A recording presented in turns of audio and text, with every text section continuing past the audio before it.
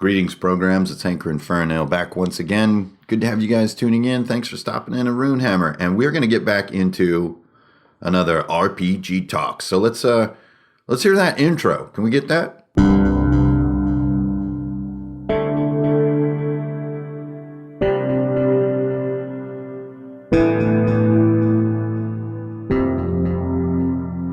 Ah, yes. Okay. So I just wanted to talk about a few key concepts that have come up recently here in RPG land. And I'm kind of making some strange transitions. So as you guys know, for about a year, I've just been a player rather than a DM. And wow, what an experience. I did a little bit of DMing on Ghost Mountain, but mostly just been playing in various people's games and having a good time with it. And occasionally drinking too much. Okay, yeah. So anyway, in the contrasting sort of journey of dungeon mastering and playing and just all these kind of games rising and falling, a few new issues have come up that I think really are going to warrant a nice meaty RPG talk. So we're going to talk about the value of a confidant. We're going to talk about implicit worlds, and we're going to talk about using intention in your sort of creative method. But first, let's take a look at that old mailbag. Mailbag day, mailbag day. Let's go see what's in the mail today. That time I just sang it. I didn't edit in the official song. You know, it's just how terrible I am. Okay, so the first one comes from someone on Facebook who's asking about making a warlock with a sort of an elder god type theme, but they don't want it to just be like, oh yeah, I have a pact with Cthulhu, because it just seems too on the nose.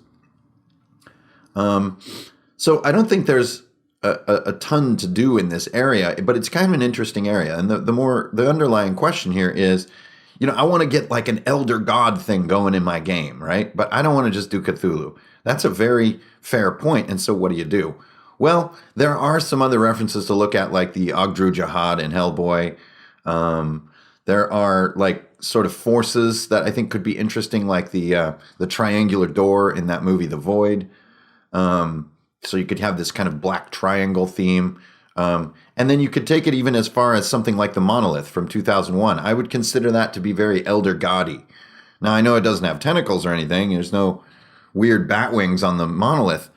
But the absence of answers in the Monolith is very Lovecraftian, or very, outsider. You know, it's beyond our world and time and sense of scope. And that, to me, is really the essence of the sort of Cthulhu tone that I think you're going to be looking for. Not necessarily something with tentacles. So I think the question is interesting, which is, I want to do an Elder God thing, but I don't want to just do Cthulhu. Another thing you can always do is plumb the lesser-known stories by Lovecraft, like Mountains of Madness. And the Mountains of Madness feature these old beings, they're more like architects. They're like these sort of starfish that kind of waddle along upright. That are actually, I think, even older than like Cthulhu and the other gods. They kind of made parts of the universe and stuff. You never really get any answers, which is all part of the magic. But that would be my advice, is pick something that's very answerless. The Black Triangle is a really good example. The fun of the Elder Gods is not that they have tentacles, or that, they're, half bat, half octopus, half insect. Like that is just a human construct of a true outsider, an outsider being a word for, a being that is truly beyond us.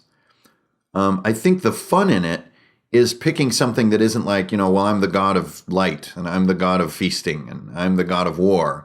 Well, this one is the god of nothing. It's a dead god. It's a not there creature. It's an emptiness. But also there's something there, and that strangeness is where you can get the sort of the salt and pepper for your RP when you're working on this sort of fringe elder god concept. So that was one little piece of mail I thought was kind of interesting. Let's see what else we got here in the bag. Oh, another one came up, which is like, what's this deal with int and whiz? Are they really relevantly different? Not really. If you wanted to just cut wisdom out of your game entirely, I think that would be totally reasonable.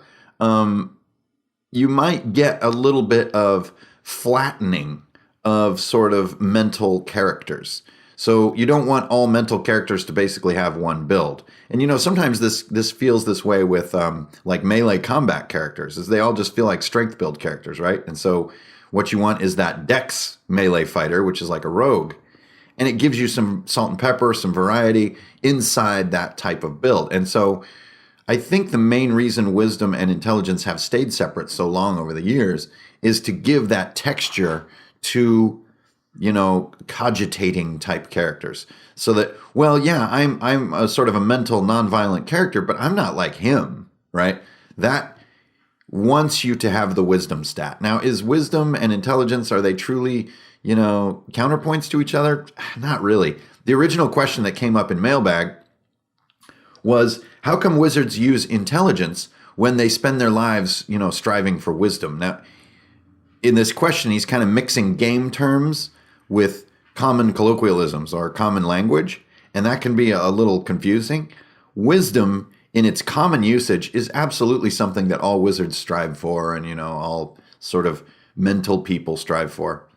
But in the sense of a game term, wisdom is implicit smarts. It's spirituality. It's built-in knowing. It's inspiration. It's sort of the higher side of the mind. Whereas intelligence is just the nuts and bolts side of the brain. I can read things, I remember things, I know things, I understand things.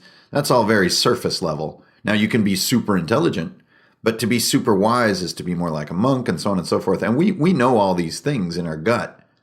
But I think it's an interesting question. If you're designing your own RPG, which all of us kind of are by the fact that we're playing one, wisdom's probably the easiest thing to get rid of. Like, you could easily use intelligence for your perception checks or for your spot or your search or whatever. And I think that's very common. I think, though, that there's something very symmetric and something lovely and elegant about 6 stats. That's why it has endured for 30-some years. And there's something nice there. It feels balanced. It feels intuitive. And 5 stats feels like maybe you're getting a little too anemic with the statistical build out of your character. So I think that's why Int and Wiz have survived over the years. And this isn't like mind-racking RPG talk stuff, but the question came up and I just kind of thought, yeah, that's a thing. I wonder if you could just do a game without wisdom. Why not? So those are just a couple little mailbag ditties that I wanted to throw out there for you guys. I come into my thing this morning to look up, think about mailbag day. I got 41 notifications. I'm just like, oh boy, here we go. Now, most of the stuff that I get in mailbag is nuts and boltsy stuff about table behavior, which I guess is my third item here for mailbag day. And we're going to get the hell out of this mailroom because it smells weird down here. But table behavior seems to be the most perplexing portion of our hobby. Everyone wants to know what kind of foam you should use, and are those normal popsicle sticks and stuff like this? Which glue gun do you use? Right? This is very, very thin type of questioning with easy answers. But the great majority of questions that I receive aren't even really about the game. They're about social situations between people. How do I deal with this situation? Or I've got a weird little pickle on my hands, and I was hoping you could give me some advice, that kind of stuff. And a lot of these situations are answered with the same sort of cheesy kind of Dr. Phil answer, which is like, well, almost all these sort of odd social situations can be solved with a little bit of honesty, a little bit of empathy, and some care and a conversation. And I think expecting them to resolve themselves or thinking that the game is sort of supersedes social, oddities is the only pitfall here, which is like, well, I don't really want to kill his character off because I don't want to play with the guy anymore. No, you don't. That's creepy. Don't do that. If you don't want to play with someone anymore and they're in your group and they have been for a long time, you might have to adult it up and sit down and say, hey man, I think, I'm not really into this anymore and I'm going to switch it up a little bit. Now, granted, it's easy to give those answers and harder to live those words. It's harder to do this stuff sometimes. There's a lot of emotion built up between people. But I think this is why table behavior questions are so frequent, is that it's the part of the hobby that's never going to be solved. There is no solution for it because human variety is infinite. So have fun, keep the questions coming, and I'll always do my best to give my most honest answer. But it's just interesting to think about. We do all this other stuff on the side, but the most sort of puzzlement or head scratching is about something that is completely beyond the hobby itself. It's intriguing. Thanks for tuning in to Mailbag Day. I'm going back upstairs with the other normal people. It's creepy down here. Too many spider webs. Hit that music. Let's hear the real music this time. Mailbag Day, Mailbag Day. Let's go see what's in the mail today. Okay, let's get into the meat and potatoes. Let's get into the potatoes. I want to boil up some carrots and put them in with my potatoes. Okay, first topic I wanted to talk about today is the confidant, the value of a confidant. So a lot of you guys I know out there are drawn to Runehammer and RPG Talks because you're dungeon masters, right? And so in this never-ending quest to make something a little cooler, to make something more fun, to get bored with it and then return with a frenzy, to want to change it up, to try something new, to want to tell a different story, to, get this sort of itch out that you want to do this game that has this thing. This is sort of a never-ending, challenge and fun of being a dungeon master. So my role is to try to give you tools to do it a little bit more better, right? And to have more fun doing it. And lately, this one has really come up as clutch for me. And I think I forgot how important it can be. Now, as many of you guys know, I do live by myself now. And that's a big change for me.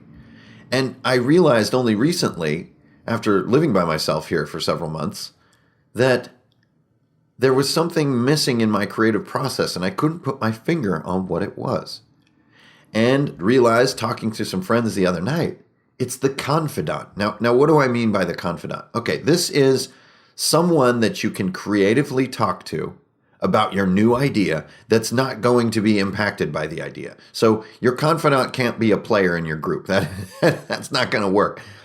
Your confidant could be another DM that you know. But I think even better, your confidant is just a friend who's interested in what you have to say.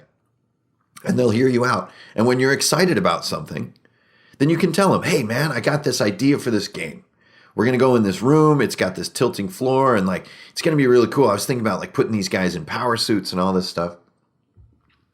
And in the process of confiding, of telling your confidant, this person, this friend, your new idea, it's the best form of dry run that you can do on your new idea. You guys ever get this thing where you prepare an adventure and you prepare about 20 times the amount of stuff that you actually needed? Or something that you thought was going to take 10 minutes takes 3 hours? Or something you thought was going to be super cool just falls flat as can be? Or something you thought no one would be interested winds up being the whole focus of the thing? You can get an early read on all these components and all these sort of dynamics by telling your confidant about your new idea. And you can see where you wind up dwelling and where you hasten through. You can see their responses, when they smile, when they light up, and when they lose interest a little bit. And you also get the dry run of feeling it come out of your face. You feel the words come out of your mouth. And believe me, nothing is better for your DMing skill than to have a familiar command of the material that you're preparing. If you have to look off of your piece of paper to narrate or to make a call onto the table, you're never going to be as fun and dynamic as you have it in your head because you have sort of quote unquote practiced it. And I'm starting to think the best way to practice your newest material is in your confidant. This is someone that's not going to play the material, honestly probably doesn't care which way the whole thing goes, but loves hearing you talk and loves hearing about your latest ideas and latest adventures and latest sort of what's getting you excited, right? They're just interested in you. And so you have this friendly, safe audience to pitch new ideas or even to read blurbs of text to, hey, check this out, man. This is awesome. It began as so many dungeons do with a door, right? Whatever. And this kind of friend, this confidant, is the kind of person that likes to hear you read little blurbs of your writing. They're interested in what you're doing. Now, does everybody have that person around? I don't know. It could be a wife, it could be a friend, it could be another DM, it could be someone online. It could be absolutely anyone. But you need that feeling of safety so that you can go out and practice your new moves. You can go out in the courtyard of the temple and practice your 1-inch punch without feeling like the only time you get to do the 1-inch punch is in this first battle, right? Practice is essential. And the way that you get the practice is through the confidant. So my guess is that a lot of you do have a person like this in your life. It's just what might be illuminating here is to think of them in this way.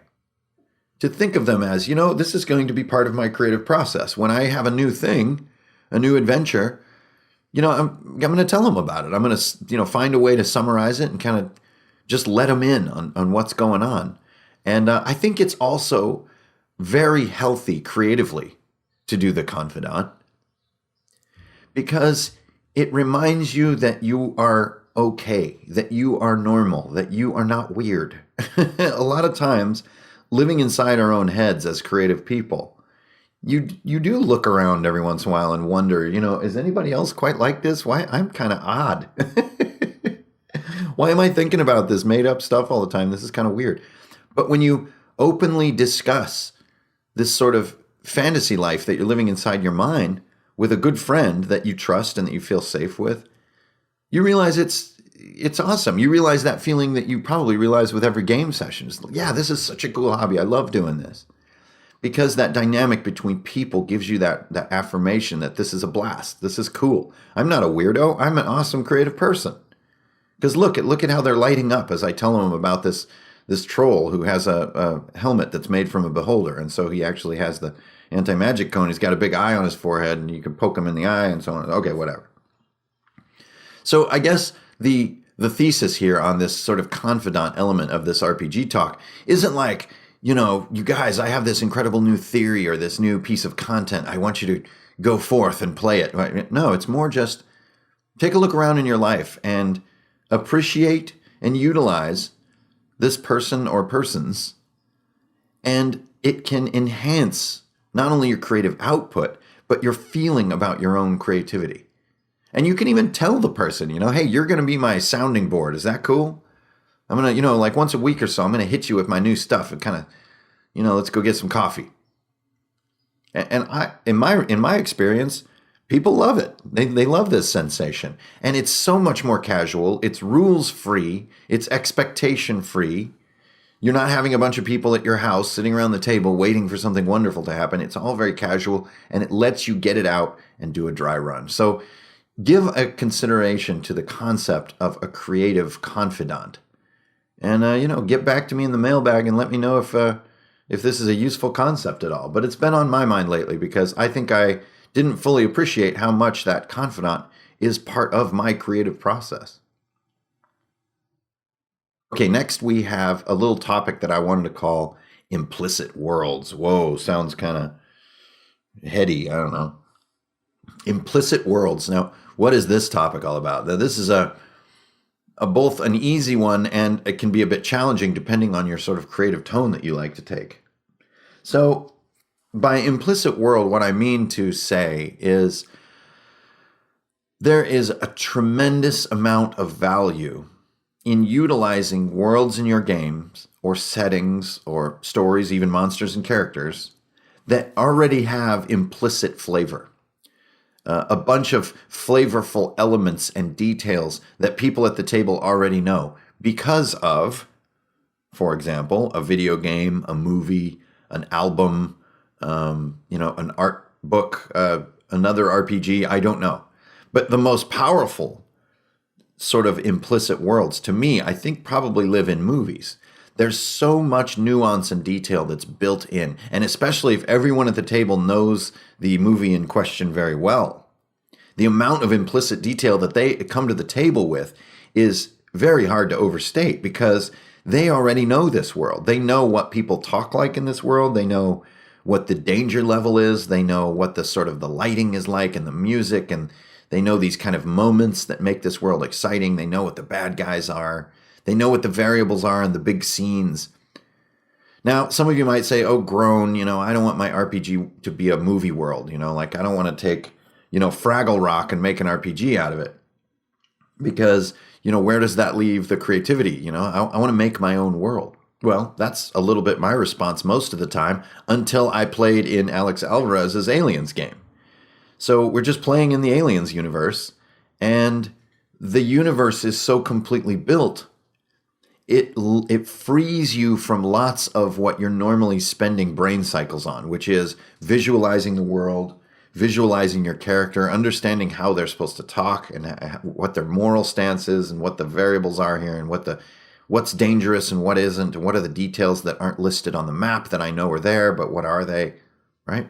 In various fantasy worlds, you're not sure which fantasy you're in a lot of times. Like, is this the kind of fantasy where there are chains laying around everywhere? Or like, is everything on fire? Or is this like fairy dust kind of stuff? Like, do I need a roll to find this out? Like, I need to visualize this scene, right? But in an implicit world, you have it all in your head right away. And I think, yes, this is a bit of a creative shortcut. And yeah, I can't take the sting away with that with any amount of talking. But by saving all those brain cycles that are normally conjuring a world, you move on to the higher level processes of our hobby, which are role playing, which are sort of being yourself. And from the DM's side, making mechanically interesting and varied scenarios and situations and encounters for players to experience. You're not spending your time creating a world. Now that might sound like, oh God, that's a knife to the heart, Hankerin. What are you talking about? I'm not saying throw away your pencil and paper. But it is something that I definitely underestimated how fun and cool it could be. And I did play in a Tron game last year that kind of had a little bit of this. It had some implicit world to it. But we were playing Fate, and I just couldn't quite get myself inside of Fate. But I guess the thrust here of this element of the RPG talk is, hey, consider it. Ask yourself this. If I did a movie game, like maybe a one-shot or something, what would it be? What movie do I and my players know so well that we could just jump in there? Would it be a Princess Bride world, like a comedy fantasy world? Would it be Aliens? Would it be, Predator? Would it be RoboCop? Would it be Terminator? I know that a lot of my movies that I love kind of come from the same vein, but if you get too fringe with the movie selection, you won't get all this implicit detail. Like another one that crossed my mind was like Nausicaa or Warriors of the Wind. I would love to do an RPG in that world, but I don't think a lot of people have a familiar command of the details and subtleties of that world. Whereas something like Star Wars, oh my gosh, the implicit detail in Star Wars is pretty darn good, but I would actually argue Star Wars has become so expansive. It's less clear exactly what makes things Star Wars-y. What about those first 3 movies is so definitive and that is getting a little bit muddled and wider and more expansive in recent times? And that's a more difficult question. Whereas something like Aliens, oh man, everybody knows exactly what to do when you're playing an Aliens game. So the point that I wanted to make is consider this. Consider if you can utilize implicit detail in a world that you're creating, a scenario or an encounter, or a piece of gameplay, or a little part, or a character creation process, or a funnel maybe that harkens out to a famous, scene in a movie. Maybe the Hellboy movies would be your setting if your particular group of players are really familiar with all the nuance and detail in that. It's like, oh, well, hell, we're in the BPRD and we're hanging out in the morning and drinking our coffee and wondering what we're going to do today, right? And so you get this instant relationship between characters, you get hierarchy, you get their daily grind, you get their sort of sardonic humor, you get what the monsters are going to be like, you get Rasputin, and you get that cool dude with the swords, and on and on and on. What was that guy's name with the swords, man? That guy was dope. Okay, anyway, that's what I wanted to bring up about implicit worlds is like, let yourself dabble and think about if that could be useful for you. I wanted to talk about the power of intention in your creative method. Wow, intention. Seriously, dude? Are you going to bring this into RPGs? Like, this is some psychobabble here. Well, since so much in my life has changed recently, I've been sort of forced to update my cognitive methods to get through each day. I can't have worry and disorientation and, honestly, sort of grief and other elements, anxiety, slowing me down. I can't have it. I want too much out of life for those things to rule me. And so I've had to learn some new tools to keep my creative brain firing and not let my sort of limbic system just run the show over here. And one of the best tools that I've discovered is this concept of focusing on intention. So what does this mean? I mean, intention could be a pretty big word, right? In the creative sense, it is simply the matter of taking time, and usually like before bed can be a very good time to do it, is to say to yourself, what am I going to do tomorrow as far as, my creativity? I know that I was going to sit down and work on this dungeon tomorrow, right? But instead of setting yourself up for this kind of loosey-goosey notion that you might work on this thing tomorrow, take the time internally, or even if you need a piece of paper to do it, to say, what is my intention? What do I really want to do or get tomorrow, and only tomorrow? Don't even think beyond one day, because this intention for this concept to work, it has to be terribly granular. It has to be one little atom of intention, one thing that not only you can, with great detail and specificity, tell yourself, I'm going to go do this. Tomorrow, I'm going to do this. Yes, I see it. I can visualize myself doing it. I'm going to do it. It's going to be cool. Not only is it small enough for you to tell yourself that, it's also small enough that you will accomplish it. It's not going to take you weeks. Why is this important? Because you want to get this feedback loop going. You guys have seen my drawing videos, right? And every once in a while, you'll draw something that you like. And you get this little burst of good feeling, right? You get the dopamine hit, right? Like, ooh, I enjoy drawing. And you know what that causes? It causes you to be drawn back. Oh, no pun intended. It causes you to come back to draw more because you want that feeling again. And it's the same with intention. If you can accomplish the thing you intend to do, it gives you this really freaking good feeling. It's like, yeah, man. Last night I told myself I was going to do this. I came in here, I sat down, I drew out this dungeon and kind of scribbled out most of the mechanics, and I'm good to go. If I do more stuff today, it's all gravy. If I stop right here, I did what I set out to do. Great, good stuff. And it creates this feedback loop, so the next time you tell yourself, you know what I'm going to do? I'm going to draw that monster so that we have a cool token for the game and roll 20. Okay, cool. You go in, you get it done, you feel this, oh yeah, I did it. I said I was going to do it. I showed up, I did it. Man, that's cool. Okay, well, it's time for bed again. And what am I going to do tomorrow? And rather than saying, okay, I'm going to try this intention thing, you find yourself in a habit of asking yourself, what am I going to do tomorrow? What do I want to do tomorrow? And then when it gets bigger, it becomes, what do I want? What am I going after? What are the big forces in my life, honestly, that I can affect, that I can change for the better? What is it that I'm wanting? And I had a great conversation with a friend last night and was just hounding, saying, what is it you truly want? And it's a difficult question to answer. We're so trained to provide all these reasons that we can't just tell you directly, well, what I really want, because no, that's out of reach. I can't really have what I want. I want to be the rock. Okay, let's just say for a moment that what you truly do want is to be the rock. If you really do want that, and you're not working on at least a few things each day to become the rock, so that would be like some training, you need a tan, you're going to need a big tattoo, shaved a head, you're probably going to need to get some acting lessons, you want to get into wrestling if you want to do it the same sequence that he did, so on and so forth. If you're not doing any of those things, then either you're tricking yourself that that's what you really want, or something worse, which is that you're denying yourself what you really want. You're not going after what you want. And that is the opposite of using the power of intention, is knowing what you want and just not doing anything about it because you think it's impossible, or it's too big, or it's too far off, or you don't have time, or you don't have money, or so on and so forth. Now, granted, there are a million reasons that you can't do the thing you want. I understand that. And the number of reasons not to attack a task tend to be infinite. We have so much going on in our lives. But this is why you need this atom level intention. It's a micro thing. And it can be small as, I'm going to get coffee in the morning. I know that sounds ridiculous, but if you can tell yourself, I'm going to get up at 7:30 and I'm going to go get some coffee, and then you do it, you have this feeling of control and of mental capability. And then it gets more interesting, to me anyways, and for the sake of this talk, when you apply it to creativity. Tomorrow, I'm going to write the opening paragraph of the doodad, right? Of the adventure.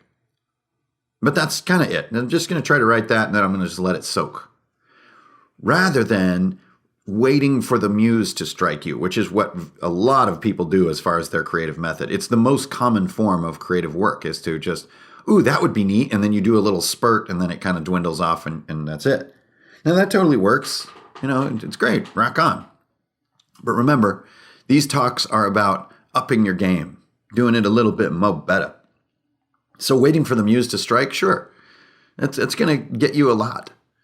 But if you can get command of what you want to do, then show up and do it.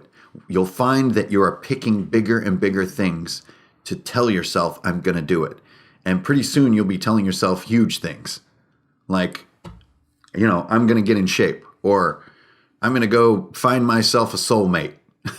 I'm going to buy a Jeep. I'm going to get a new house. I'm going to move to Hawaii. I don't know. I'm going to write a book, right? I hear so many people that say they want to write a book. And it's really a simple matter of saying, okay, tomorrow I'm going to write this little piece. Not any piece. I'm going to work on it in quotes. Tomorrow I'm going to write a little scene of a guy walking down a path and a goblin jumps out. Okay, yeah, I could probably do that in the morning before I go to work. Yeah, I'll do that. Okay, so think about that as you fall asleep. And when you wake up in the morning, you say, hey, you going to follow through on that thing you said you're going to do? And just as much, it can be dangerous, because just as much as it feels good to do what you said you would, it feels a little bit crummy not to. You can feel like a bum. So this is sort of the scary part of intention, right? And this is why I think some people avoid it. Because if the moment comes and you're not in the mood, or you're tired, or you don't have the time or whatever, and you poop out on it, well, then you feel dumpy. And that gives you the opposite feedback loop, which is like, oh, well, I'm not going to tell myself I'm doing things before bed anymore, right? So there's a danger there. But hey, cool things don't come without a little bit of danger and hard work. So that's really all I wanted to say about intention. It's a bit of a kind of out there, kind of new agey sort of concept, I know.